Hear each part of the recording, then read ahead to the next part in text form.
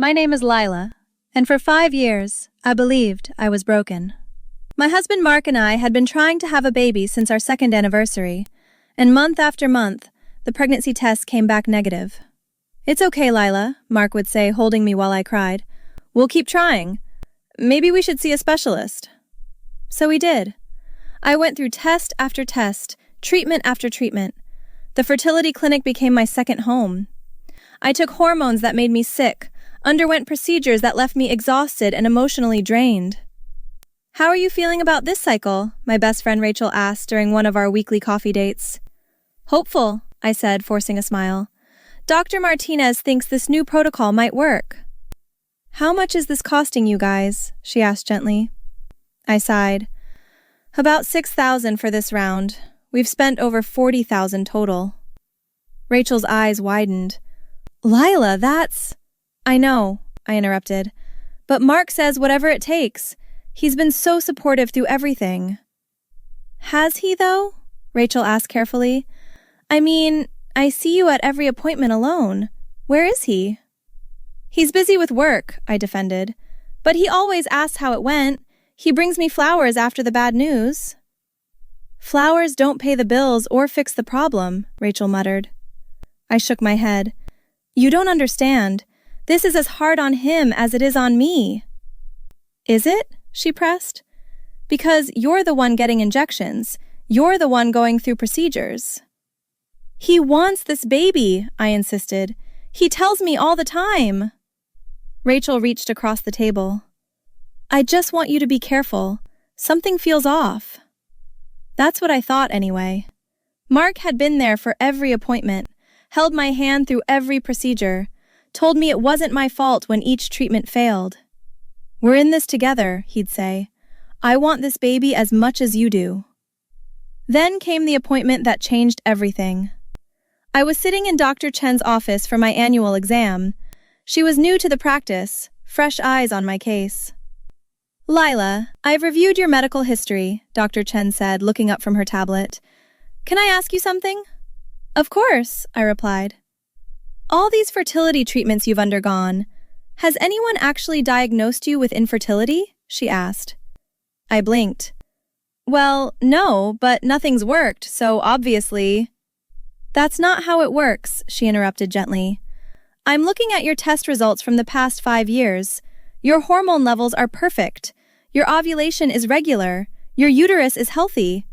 Lila, there's absolutely nothing wrong with you reproductively." My heart started racing. "But then why haven't I gotten pregnant?" Dr. Chen set down her tablet.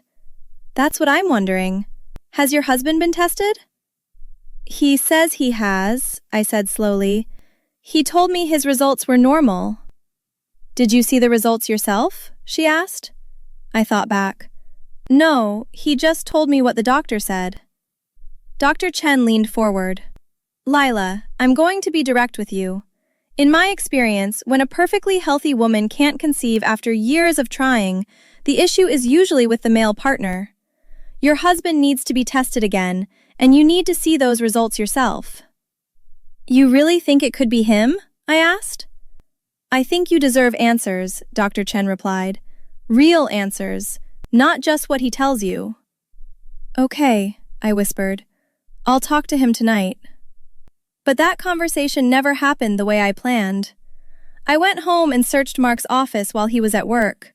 I'd never snooped before, but Dr. Chen's words had planted a seed of doubt I couldn't ignore. In the back of his filing cabinet, I found a folder labeled Medical, Personal. Inside were documents from a urologist dated 6 months before our wedding. My hands shook as I read.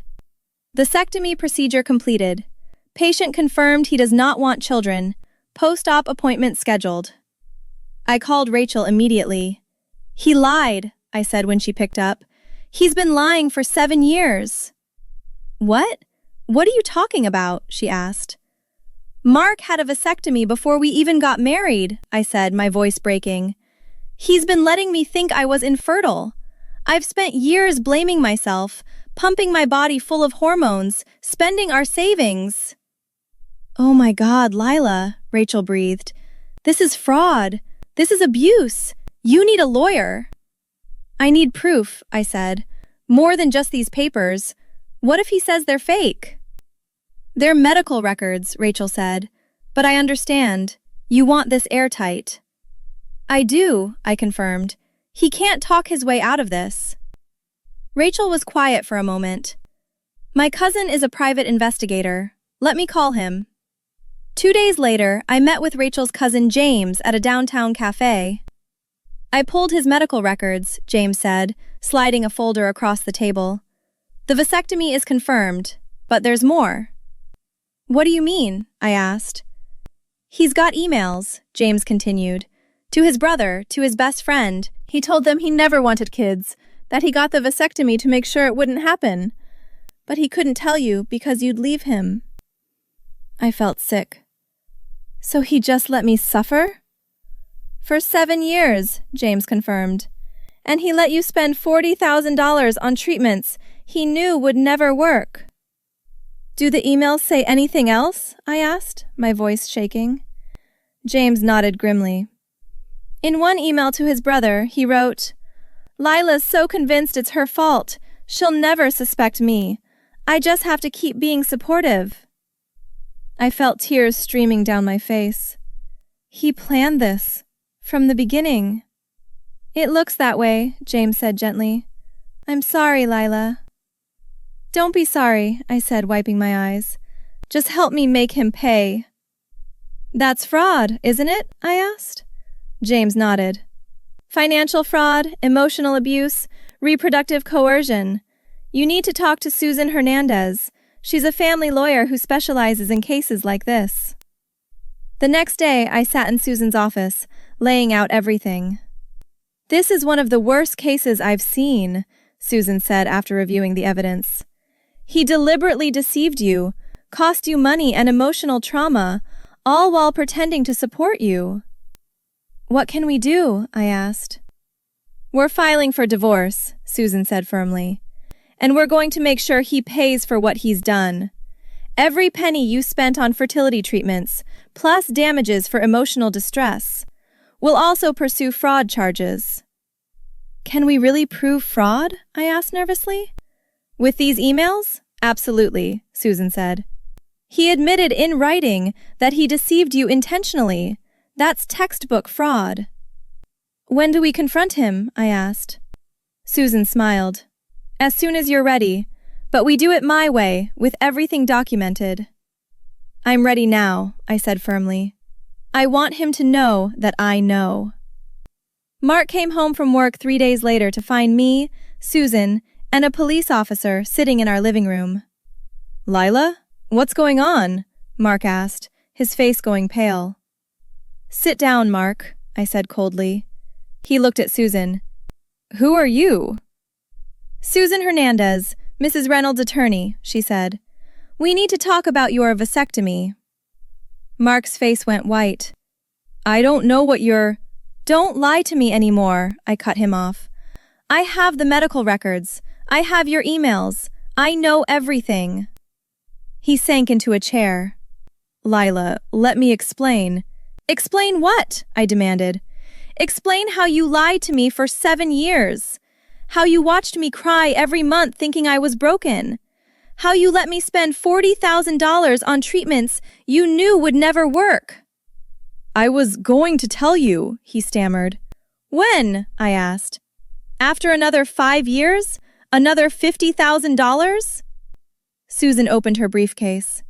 Mr. Reynolds, we have documentation of your vasectomy from 2017, emails where you admitted to deliberately deceiving your wife, and financial records of the fertility treatments she paid for. The police officer stepped forward. Mr. Reynolds, you're being investigated for fraud and financial exploitation. Mark turned to me, tears in his eyes. I love you, Lila. I just didn't want kids, and I was afraid of losing you. So you destroyed me instead? I asked. Do you know what those hormones did to my body? The emotional pain I went through thinking I was defective? I thought you'd get over it, he said weakly. Get over it? I repeated incredulously.